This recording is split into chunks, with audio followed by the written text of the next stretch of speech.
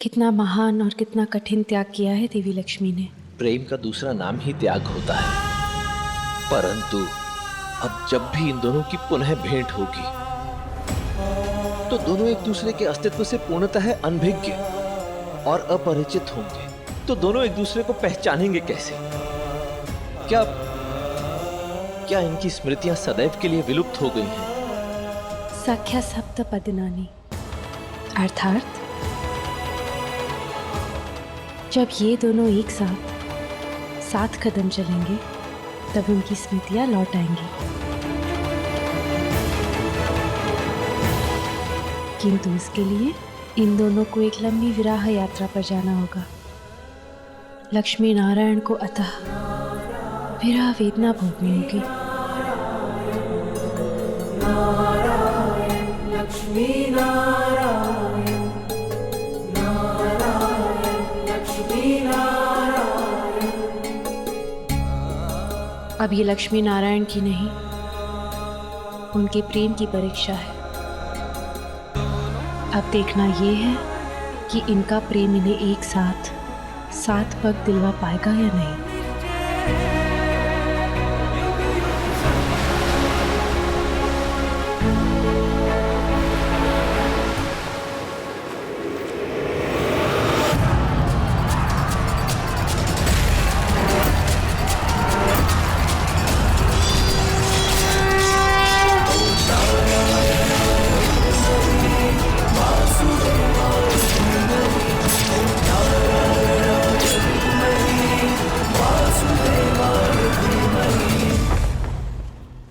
गुरुदेव,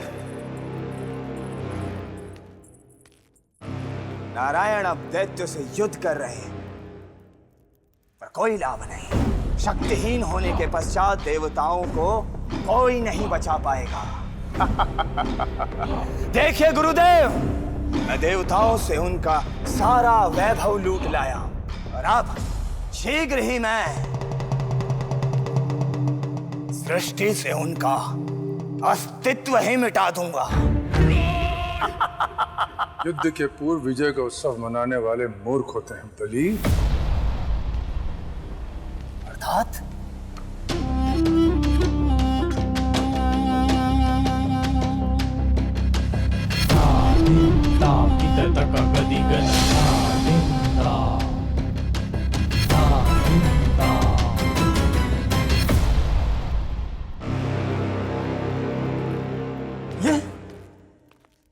ये सब कैसे हो गया गुरुदेव? रत्नों को छीना या जीता नहीं जा सकता, उन्हें अर्जित किया जाता है और ये उन्हीं के पास जाते हैं जो देवी लक्ष्मी के कृपा पात्र होते हैं। ये रत्न लोप हुए हैं, अर्थात अब ये वहीं गए हैं जहां देवी लक्ष्मी है। किंतु प्रश्न ये है कि लक्ष्मी है कहां?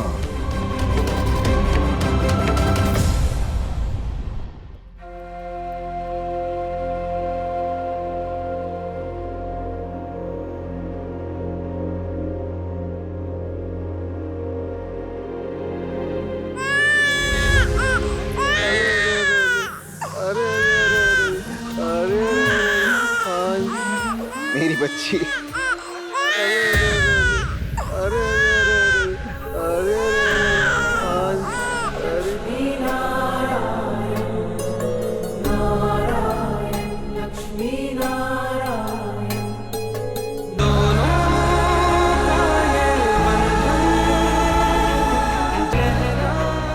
ये कैसा आभास है?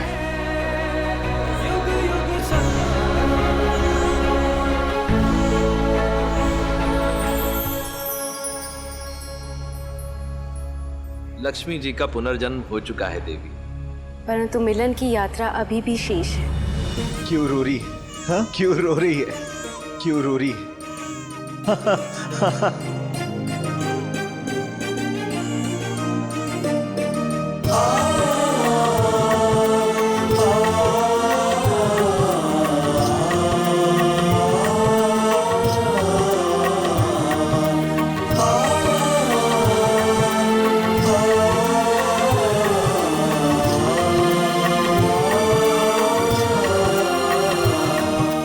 हमारे यहाँ जन्मी है।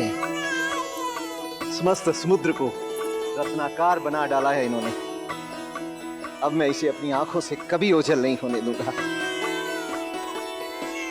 अपने पुत्र की मृत्यु का प्रतिकार लूंगा मैं, और नारायण से इसे कभी मिलने नहीं दूंगा।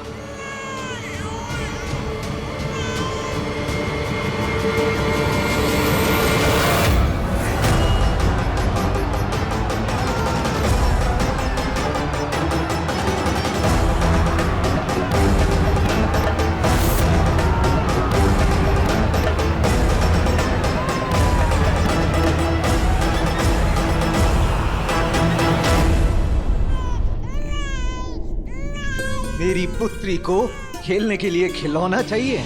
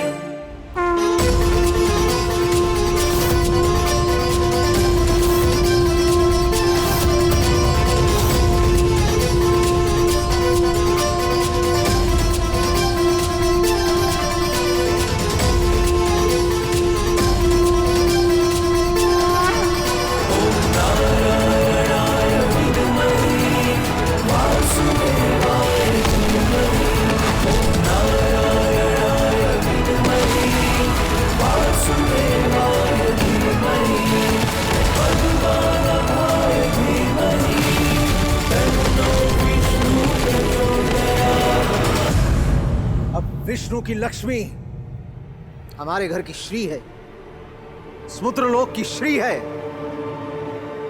और मैं अपनी श्री पर उस धूर्त विष्णु की छाया भी नहीं पड़ने दूंगा।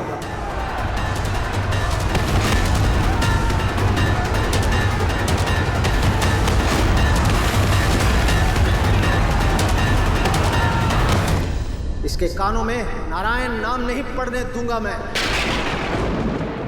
इसकी आंखें विष्णु को क्या, उसके प्रतिबिंब को भी नहीं देख पाएंगी। आज के बाद समुद्रलोक में कोई भी विष्णु का नाम नहीं लेगा, और ना ही विष्णु की पूजा की जाएगी। विष्णु से जुड़ी एक एक वस्तु, एक एक स्मृति को मिटा दो। ये उचित कहा आपने समुद्रदेव।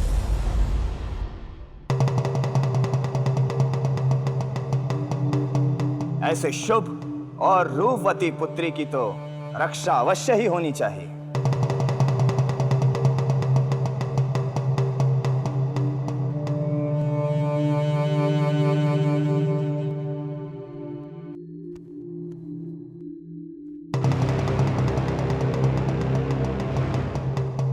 बिना बुलाए आने वाले को मैं अतिथि समझूं या अतिक्रमण करने वाला?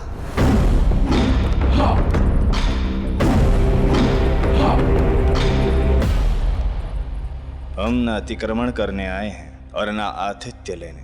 हम तो यहाँ एक पड़ोसी होने के नाते आपके इस दिव्य संतान की प्राप्ति के लिए आपको शुभकामनाएं देने आए हैं।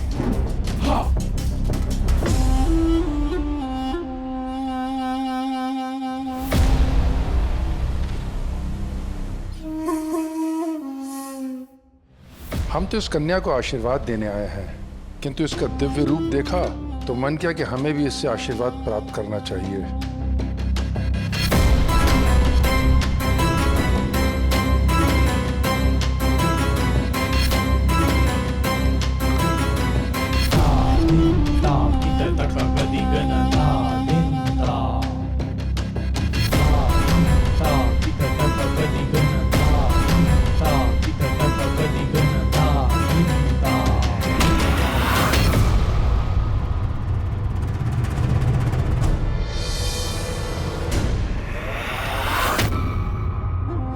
सावधान बलि, ये कोई साधारण कन्या नहीं है, साक्षात लक्ष्मी है। इसके चरणों को देखो, इनका कभी अपमान मत करना। इसी अपमान के कारण इन्होंने देवलोक का त्याग किया है। सदैव भाग्यशाली बने रहने के लिए तुम्हें इन्हीं के आशीर्वाद की आवश्यकता होगी, समझे?